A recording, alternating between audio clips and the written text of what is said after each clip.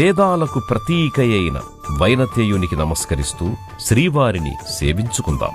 శ్రీవారి ప్రధానాలయంలో స్వామివారికి అభిముఖంగా గరుత్మంతుని సన్నిధి ఉంది. నమస్కార భంగిమలో రెక్కలు విప్పుకొని నిలచి ఉన్న గరుత్మంతుడు 6 అడుగుల ఎత్తులో శిలామూర్తి అయి కొలువుదీరి ఉన్నాడు. శ్రీవైష్ణవ సంప్రదాయంలో పెరియ తిరువడి అనగా గొప్ప దాసుడిగా గరుడాళ్వారును కీర్తిస్తారు. శ్రీవారి బ్రహ్మోత్సవాలలో దాస్య భక్తికి ప్రతీకగా గరుడ సేవనాడు స్వామివారు గరుడ వాహనంపై విహరించి భక్తులకు దర్శనమిస్తాడు. అమృత భాండం తెచ్చిన మాతృభక్తి పరాయణుడు, మహాబలుడు, వేదమూర్తిగా వర్ణించబడే గరుడుడి దర్శనం సమస్త సర్పదోషాలను నివారిస్తుంది.